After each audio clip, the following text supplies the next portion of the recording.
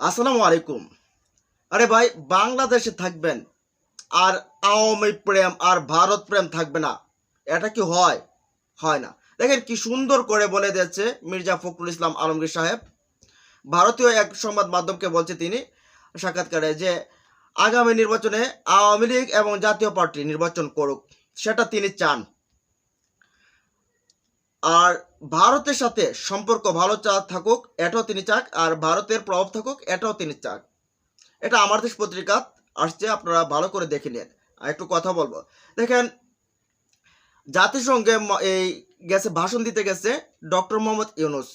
সেখানে ডিম থেরাপি খেয়েছে আক্তার, অল্পর জন্য বেঁচে গেছে মির্জা ফখরুল ইসলাম আলমগীর সাহেব।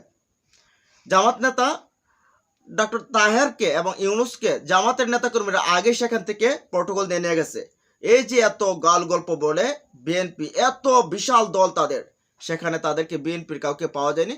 তাদেরকেও বরঞ্চ সেফ এক্সিট দিয়েছে জামাতের নেতারা, শিবিরের মারুফ, এরা দিয়েছে। দেখেন, সেখানে ডিম উড়িয়েছে আওয়ামী লীগেরা, যে আওয়ামী লীগের নির্বাচনে চান মির্জা ফখরুল ইসলাম সাহেব।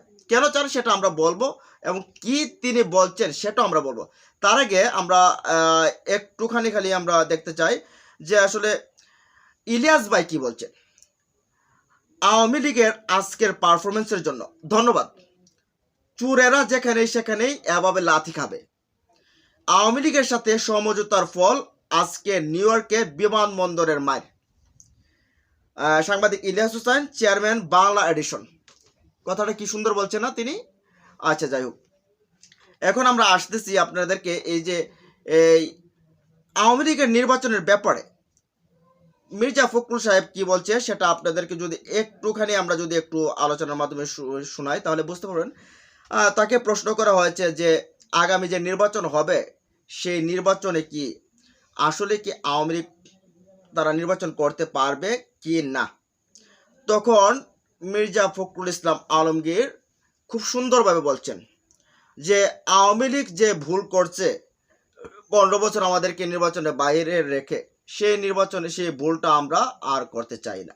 তাহলে তো একই অবস্থা আমাদেরও হবে। একই অবস্থা বলতে তাদেরও হবে। তারপরে জামাতকে আবার 30টা সিটের ব্যাপারেও তিনি বলছেন।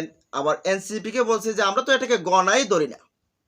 এদের বলছে তাদের কিছু কিছু নেতাদের সামনে এই আন্দোলনের সময় ভালো ভূমিকা ছিল, কিন্তু এখন তারা হারিয়ে গেছে। এখন দেখবেন তাদের কেউ কোনো মানুষ টানুষ হয় না।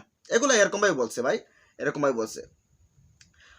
তারপরে তারপরে আরও অনেক কথা বলছেন যে আচ্ছা, প্রশ্নটা কি করছে আর সেটা আমরা আপনাদেরকে একটু যদি বলি, তারপরে আরও আলোচনা রয়েছে কোন কারণে আওয়ামী লীগের সাথে প্রেম, ভারত প্রেম এটা থাকতে কেন থাকে, আমরা আসব।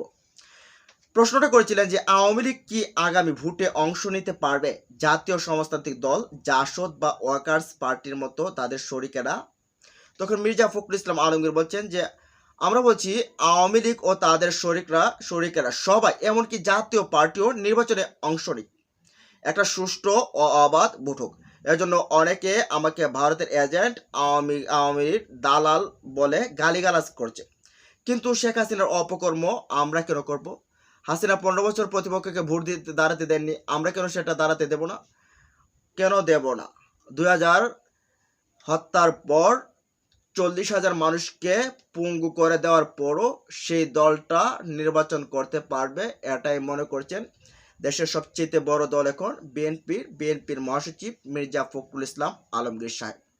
তিনি মনে করছেন যে আওয়ামী লীগের বৈধতা আছে দেশে নির্বাচন করার জন্য। তিনি তাদেরকে চান। তাদেরকে চাওয়ার মূল আরেকটা কারণ আছে সেখানে, যে জামাতকে নিয়ে আবার কথা বলছে। দেখেন, জামাতকে বলছে, তিনি বলছেন যে জামাত নাকি তাদের কাছে 30টা আসন চেয়েছে। তখন বলছে যে আমরা আরো খুব কম বলছিলাম তাদেরকে, যেটা তাদের মনোপত্য হয়নি, যার কারণে তারা চলে গেছে। এখন প্রশ্নটা হচ্ছে 300টা আসনের মালিকই কি বিএনপি? যাকে ইচ্ছে তাকে পকেট থেকে একটা স্লিপ বের করলো, দিয়ে দিল। সব জনগণের ইজারা কি তারা নিয়ে নিচ্ছে? সব জনগণ কি তাদেরকে অঙ্গীকার করছে যে সব ভোট তাদেরকে দিয়ে দেবে? 300 আসনই তারা দিবে। এখন 300 আসন থেকে যাকে ইচ্ছে 30টা, তারপরে 10টা, 5টা, একটা করে দিবে। বিএনপিকে কি সেই রায় জনগণ দিয়ে দিচ্ছে 5 আগস্টের পর? এখন জামাতকে বলছে, এনসিপিকে তারা গণাই ধরতেছে না। তারপরে জামাতকে 30টা আসন, এই কথাগুলো বলতেছে, জামাত তাদের কাছে 30টা আসন চাইছে, এরপরে তারা না বেশি হয়ে গেছে, তারা খুব রাগান্বিত। এখানে কেন চাইবে 30টা আসন? এরা তো 2টা-3টা পাওয়ার কথা। আর বাইচান্স যদি তারা না চায় তাহলে 300 আসন বিএনপি জেতার কথা। প্রশ্নটা মনে হচ্ছে এমন। আচ্ছা, যাই হোক, তারপর আরেকটা প্রশ্ন আছে, ভারতের সাথে যে প্রেম, এটাও কিন্তু বলতে হচ্ছে। প্রশ্ন, ডক্টর ইউনূস বলছেন ফেব্রুয়ারিতে ভারতের প্রভাব ছাড়া নির্বাচন ও সরকার গঠন হবে। সত্যি কি বাংলাদেশে ভারতের কোনো প্রভাব আর অবশিষ্ট নেই? তখন মির্জা ফখরুল বলেন, না, ভারত মুক্তিযুদ্ধের সহযোগী। সেই সময় 1 কোটি মানুষকে আশ্রয় দিয়েছে ভারত। ভৌগোলিকভাবেও বাংলাদেশের 3 দিকে ভারত, একদিকে সাগর। সুতরাং ভারতের প্রভাব বাংলাদেশে থাকবে। এখন কি বলবো, এখন আমি যদি বলি যে পাকিস্তানের এই প্রভাব বাংলাদেশে থাকবে, তাহলে কি আমি দেশদ্রোহী না? বা ভারতের যদি প্রভাব থাকবে, যদি আমার একটা সার্বভৌমত্ব আছে, আমার স্বাধীন একটা দেশ আছে, সেই দেশে আরেকটা দেশের প্রভাব থাকবে, এটা আমি বলি, তাহলে কি আমার দেশের সাথে আমার বিশ্বাসঘাতকতা, দেশের সাথে আমার বেমানি হচ্ছে না? আরেকটা দেশের সাথে আমার আসলে ওই দেশের দালাল হচ্ছে কিনা, বা ওই দেশের কাছে আমি বিক্রি হচ্ছে কিনা, বা অনেকগুলো কথা দাঁড়াচ্ছে না যে আমি আসলে কি দেশদ্রোহী না? প্রশ্ন আসছে এখান থেকে কিন্তু। যাই হোক, তারপর বলছে যে ভারত এতদিন আমাদেরকে আওয়ামী চশমা দিয়ে দেখছে, যার কারণে জামাত এবং বিএনপিকে একসাথে ভাবছে। জামাত একটা ধর্মভিত্তিক দল, আর আমরা তো ধর্মভিত্তিক দল না, আমরা একটা মধ্যমপন্থার গণতন্ত্রপন্থী দল। বামেরা আমাদের সাথে আছে, বামেরা তাদের সাথে আছে। আগামীতে তারা মির্জা ফখরুল বললেন, আগে আমরা যেতাম সেখানে বই পড়তাম, তারপরে থিয়েটার দেখতাম, আরো অনেক কিছু দেখতো। তারপরে ভারতকেও এখানে স্বাগত, বাংলাদেশে ভারতকেও স্বাগত। এটা আমার দেশ পত্রিকাতে আসছে, যদি আপনারা প্রমাণ, বিস্তারিত প্রমাণ পড়তে চান তাহলে পড়তে পারেন, সেই হেডলাইনটা আমরা দিয়েছি, সেটা দেখতে পারেন। এখন কথা হচ্ছে, মূল কথায় আসি। যারা কথায় কথায় বলে যে আওয়ামী লীগের সাথে আতাত হয়ে গেছে জামাতের আওয়ামী লীগের ভোট পেয়ে ঢাকা বিশ্ববিদ্যালয়ে জামাতের ছাত্ররা জিতে গেছে, জাহাঙ্গীরনগরে জিতে গেছে, আগামী নির্বাচনে এমনটাই করবে, তাহলে জামাতের কেন আওয়ামী লীগের ব্যাপারে যদি এতই প্রেম থাকে, কেন আওয়ামী লীগকে তারা নির্বাচনে চাচ্ছে না, অথচ বিএনপি কেন চাচ্ছে? দেখেন, একটা জায়গায় এখন শক্ত একটা অবস্থানে উঠে আসুক ইসলামিক দলগুলো, বিএনপি সেটা চায় না, স্পষ্ট।